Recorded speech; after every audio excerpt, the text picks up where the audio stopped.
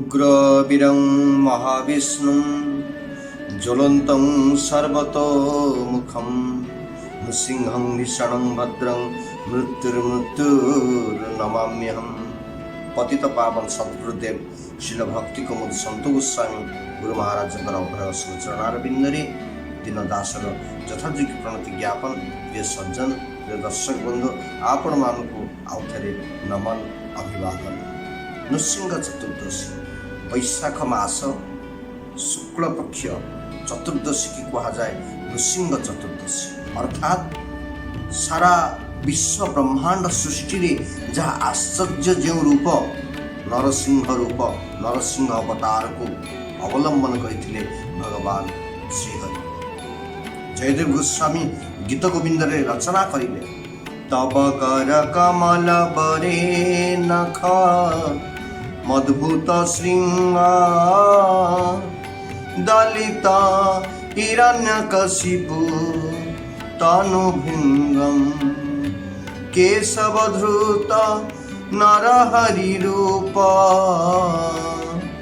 जय जगदीश हरे जय जगदीश हरे। नरहरि रूप केशव धृत भगवान केशव नरहरि रूप धरिक आसते क्या प्रहलाद बड़ा आश्चर्य रूप। सबु अवतार रे भगवान गोटे गोटे रूप नहीं के आसन। से मत्स्य हूँ, कच्छप हूँ, वराह हूँ, परशुराम हूँ, राम हूँ, तो गोटे गोटे रूप नहीं के आसती। किंतु भगवान एठी प्रहलाद दुई दुईटी रूपर सम्मिश्रण आसुचंती, अधा नर अधा सिंह। भगवान किए कहिला भगवान दैत्य मानकर बैरी साजंती। भगवान कहले दैत्यानां प्रहलादस्मि, मु दैत्य मानक भितर प्रहलाद। जदि भगवान दैत्य मानक सब बेले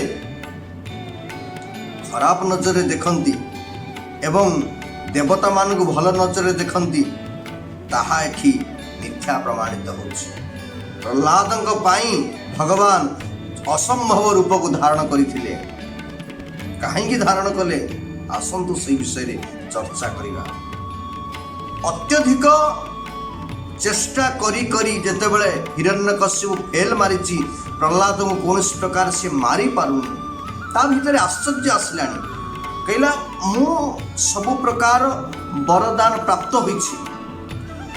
मु जेतेबेले जोठिक जाउछि इंद्रपुरी की गला बेलू इंद्र लुचुछि, जहार प्रकाश रे जहार प्रकोप रे त्रिलोक कंपमान होउथला।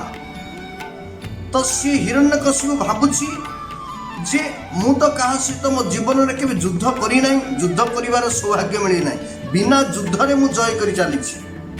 किंतु प्रहलाद को एते चेष्टा करुछि मारिया पाई, सी मरुनी। हाथी द्वारा चापुछि, 10 दिगपाल द्वारा तांको प्रतिहत करिया चेष्टा करुछि। न अखिया अपिया गोटे घरे निबुची कोठरी रे अनेक दिन मास मास धरी बंद करी रखी दउछि, अग्नि भितर फोपाड़ी दउछि, समुद्र भितर फोपाड़ी दउछि, कौन प्रकार से मरुनी। अर्थात मु तो ये प्राक्टिकली मु देखुछि जे सी मोठू बलवान, कारण ये सब गुड़िक सम्मुखीन मु हेइनी, किंतु सी सम्मुखीन हेकि तथापि से बंचिक अछि। कौन शक्ति काम करुछि, ता भीतर की शक्ति काम करुछि। शेष रे प्रहलाद को हिरण्यकशिपु पचारि अत्यधिक रागी की कहले ना ये विष्णु को छाड़बनी। कौ शक्ति ता भीतर काम करुछि, ये कहा को डाकुछि, मु ताको पचारे की बल ता भीतर अछि। तेणु सज्जन भक्त जी हम ना ता भीतर गोटे अछपा बल काम करे। तार जो भक्तिटा, तार जो मन भितर भगवान प्रति विश्वास, से विश्वास भितर श्रीहरि प्रेरणा दियंती तार भितर थाए से सबकि सर्वसमर्पित हो जाए। गीतार कहले मद्भक्त न विनश्यति, मोर भक्तर विनाश केमती विनाश प्रहलाद। हिरण्यकशिपु पचारुछंती क्रुधस्य जस्य कंपन्ते त्रयो लोका महेश्वरा तस्य मे भीत बन्नोड़ किं बल त्याग कहले जार कंपमान रे जार क्रोध रे सारा त्रिभुवन कंप विष्णु भी लुचि जाती देवता माने जांको दरबार रे आसिकी चाकर कार्य करती तेणु से हिरण्यकश्यप कहूची जोठी मोर एते खातिर मोर प्रकोप एते तू गोटे 5 वर्षर बालक तू निर्भीक भाव पुणी मो सामना रे दंडायमान है तू एते गूढ़ तत्व एते गूढ़ कथा निर्भय रे मोर विरुद्ध रे तू किभली उपनीत होछ आश्चर्यवत प्रश्न पचार से बल तो भीतर किए दौची मोर प्रतिहत करिया पाई मोर शत्रुता आचरण करिया पाई से बल तो किए जोगौची कहार से बल प्रश्न पचारला परे प्रहलाद कहते अरे पिता हे राजन ये राजन कहले न केवल मुमे भवतश्च राजन सवै बड़ बलिनां चापरीक्षम चापरिश्रम कहले से बड़ जो मते जोगौचंती आपण कहउचंती से बड़ केवल मते नहीं आपण आज जो बल रे बलियान अछंती आपण जहाँ भी आज राजनीति करछंती जो बल रे बलियान अछंती से बल कहार तांकर बल प्रत्येकटी जीव बंची अछि पत्र हलुची गछ फल दउची स्थावर जंगम समस्त भितरे तांकरी बल कार्य करुची आपण जो कथा कहउचंती ये बल किए दउची तांकरी बल ही कार्य करुची आपण मो कथा कौन कहउचंती जत बले एक कथा कहले हिरण्यकश्यप आउरी रागी गले तेणु रागी कहले पुणी से विष्णु कथा कहूचु से विष्णु तोते बल दउची आदि दउथबा तोते से दउथबा जो विष्णु जो बल दउची से विष्णु को आदि तार शरीर रो शिर अर्थात मस्तक को मु टिकड़ करुची कोड तो विष्णु अछि देखा कोड से अदृश्य कोड से लुचि से ताको देखा विष्णु जतरा कोठी अछि प्रश्न करिसंती ये कहले मो विष्णु सर्वव्यापक कहले पिताश्री आपण प्रश्नटा ठीक करो कोंतु कोठी विष्णु नाहंती बोली कोंतु कोठी अछंती प्रश्न ठीक नै कोठी नाहंती कोंतु कारण मो विष्णु सर्वत्र विद्यमान अत्र तत्र सर्वत्र स्थावर जंगम पशु पक्षी समस्त भितर अछंती स्थूल सूक्ष्म समस्त भितर अछंती कहले समस्त भितर अछंती अच्छा जदि अछंती ताले देखा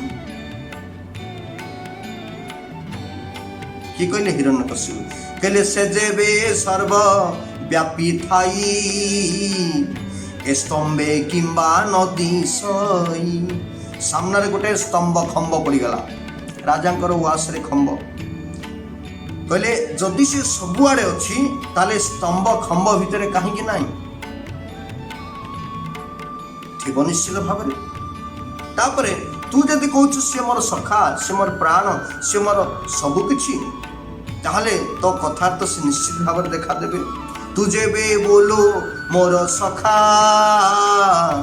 प्रत्यक्ष स्तंभ मध्य देखा कहले तू जदि कहूँ मोर सखा बोली उड़िया भागवत जगन्नाथ दास कलम कले ताले स्तंभ भितर देखा किमिति नाई स्तंभ भितर देखा मते प्रहलाद भितर बड़ ओह प्रभु सतरे कौन मो मान मर्यादा रखिए मु जो कथाटी कही मोर कथाटी कौन सत्य करेंगे प्रभु कौन मोर विश्वास को आज साकार करेंगे यही कथा प्रहलाद भावुं किंतु जितेबले हिरण्यकश्यप कहलानी मते स्तंभ देखा मो प्रभु जगन्नाथ श्री कृष्ण श्रीहरि सी रेडी हो गले कारण से पोशाक पिंधि सारे नरसिंहर पोशाक कौन पाई ना भक्त गणेर सुख दीते प्रभुर अवतार जहाँ जैसे योग्य ताहा करें व्यवहार सुख दीते प्रभुर अवतार।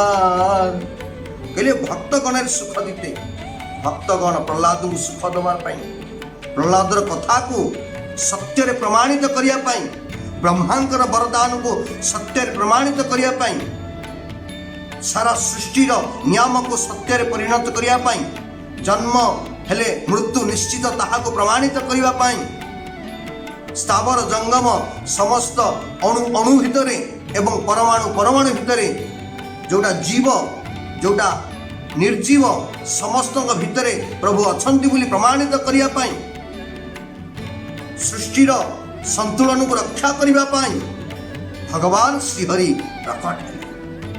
देखिला स्तंभ मध्य हरि शंख कमल चक्रधारी।